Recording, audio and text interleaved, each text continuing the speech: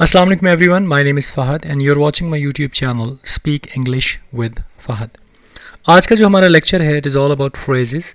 अगर मैं बात करूं कंपोजिशन के बारे में या प्रेसी का जो पेपर आपका आता है 100 मार्क्स का आपके CSS में, उसमें 10 नंबर का एक होता है और आपके पास टोटल 8 ऑप्शंस होती हैं and you will have to select like 5। आपको 5 को सेंटेंसेस में बनाना होता है कि आप इनके जो मीनिंग्स हैं वो इलस्ट्रेट कर सकें। यानी आप जो भी आप सेंटेंस बनाएं उसको पढ़ने के बाद जो बंदा उसको रीड कर रहा हो उसको कम से कम इस ईडियम या फ्रेज़ की जो है समझ आ जाए। फ्रेजल वर्ब्स होते हैं और ईडियम्स होते हैं।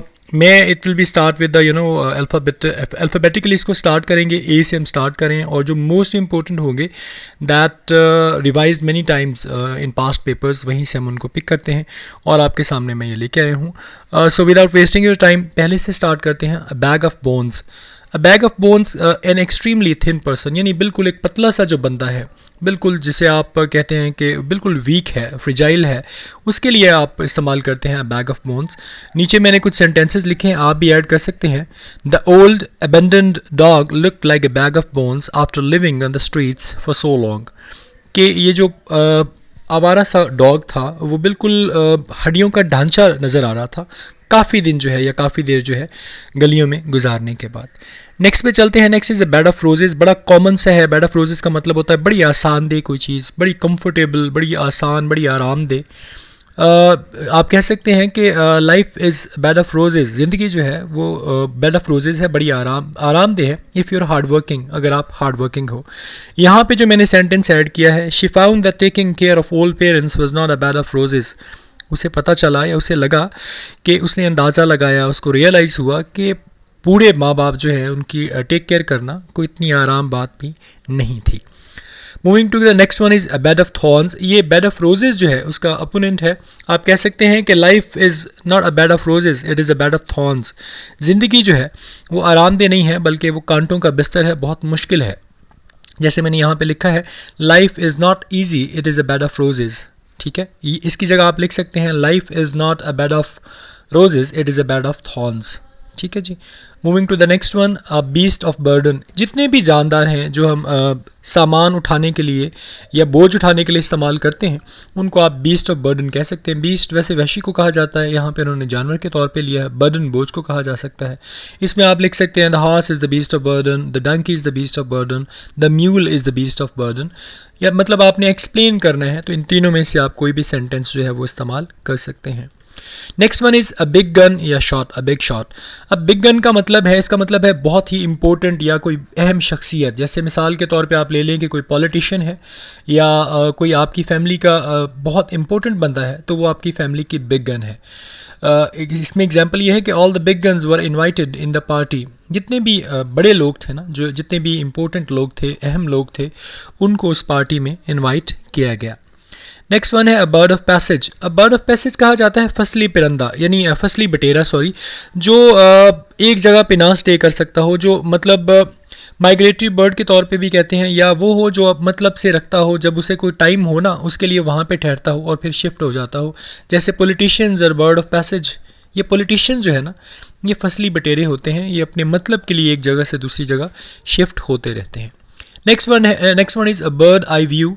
अच्छा, इसके दो मीनिंग्स हैं। It is a view seen from above as by a bird flying, या इस तरह के ऊपर से कोई परिंदा गुजर है और उसने जो जायज़ा लिया है उसको आप कह सकते हैं।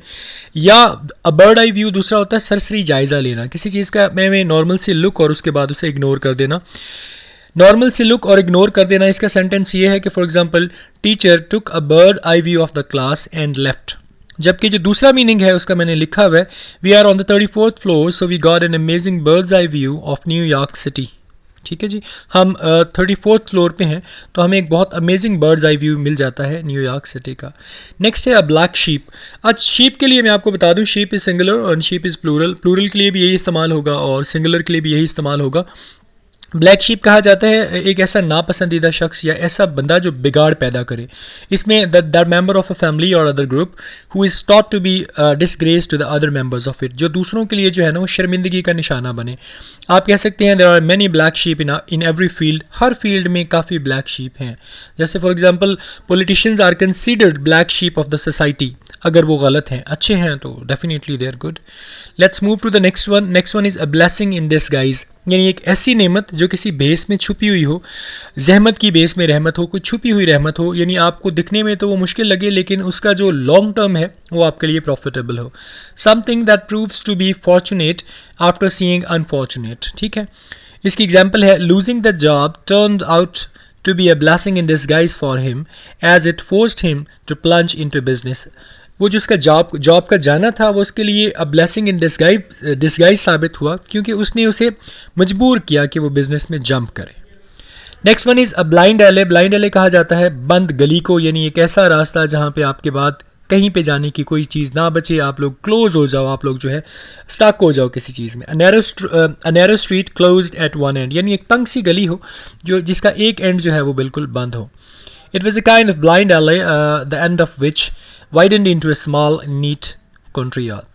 थैंक यू सो मच जी, अपना बहुत ज़्यादा ख्याल रखिएगा और इंशाल्लाह with the passage of time मैं 10 to 20 जो है वो हम लोग करते रहेंगे वीकली बेसिस पे, डेली बेसिस पे. और ये पेपर जो है, ये जो इंग्लिश का पेपर है, इट्स अबाउट कंपोजिशन एंड प्रेसी भी इंशाल्लाह डिटेल में डिस्कस की जाएगी और प्रेसी का टेस्ट जो है इंशाल्लाह वीक में एक दफ़ा ज़रूर हुआ करेगा. अपना बहुत ज़्यादा ख्याल रखिएगा. कमेंट सेक्शन में मुझे ज़रूर बताइएगा कि if you like the video, और अगर आपको इसमें कुछ चाहिए कि आप इसमें अपग्रेडेशन चाहते हैं तो please let me know, because I am entirely working on your dreams और मैं चाहता हूँ कि आप मुझे सजेशंस दें. और please subscribe my channel. Thank you so much. Have a good day. अस्सलाम वालेकुम. अल्लाह हाफ़िज़.